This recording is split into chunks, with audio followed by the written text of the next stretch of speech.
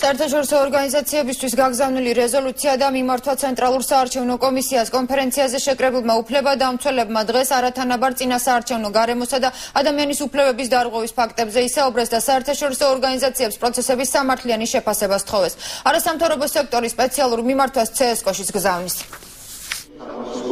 ხელისუფლების მიერ პოლიტიკური ოპონენტების დევნა, ზეწოლა დამოუკიდებელ მედია საშუალებებზე, უსამართლო სასამართლო, არასრული ჩამონათვალია იმ დარღვევებისა, რომელიც არასამთავრობო სექტორის მიერ საერთაშორისო ორგანიზაციებისადმი გაგზავნილ რეზოლუციაში აისახა.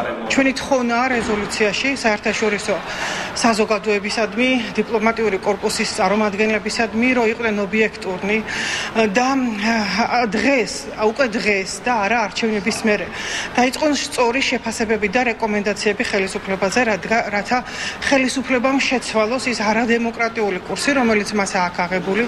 ორგანიზაციის ყოფილი პოლიტპატიმრები ადამიანის უფლებებისთვის ორგანიზებულ კონფერენციაზე ყურადღება ხელისუფლების მიერ თავისუფალ ჟურნალისტებზე განხორციელებულ ზეწოლაზეც გამახვილდა. უფლებადამცველებმა მასტგერის გაგრძელების აუცილებლობასა და მედია გარემოს გაუმჯობესებაზე ისაუბრეს. ჩვენ ამ პრობლემების თაობაზე არაერთგზის გამოთქვით მოსაზრებები, ჩვენ ვცდილობთ ვიმუშაოთ, ამავდროულად ვცდილობთ ვიბრძოლოთ იმისათვის, რომ მედია გარემო გავაუმჯობესოთ, იმიტომ ჩვენ თავს თვითონ უნდა მივხედოთ როგორც ჩანს. კონფერენციაზე კიდევ ერთი მიმართვა შეიმუშავეს, რომელიც ცენტრალურ საარჩევნო კომისიაში გაიგზავნება. რადგან უცხოეთში მყოფი საქართველოს მოქალაქეებისთვის 1 ოქტომბერი სამუშაო დღეა, უფლებადამცველები მიიჩნევენ, რომ მათ ამ მიზეზით არჩევნებში მონაწილეობის მიღება გაუჭირდებათ.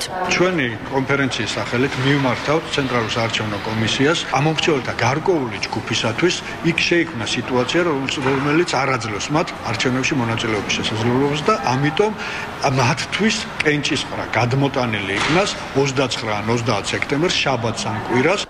არჩევნების არასამუშაო დღეს გადატანის მოთხოვნა სოციალურ ქსელშიც განთავსდება და მოქალაქეებს შესაძლებლობა ექნებათ პეტიციას ხელი ელექტრონულად მოაწერონ. არასამთავრობო სექტორი ფიქრობს, რომ თუ ხელისუფლება მათ მოთხოვნებს არ გაითვალისწინებს, არჩევნების შედეგების ობიექტურობა ეჭვქვეშ დადგება.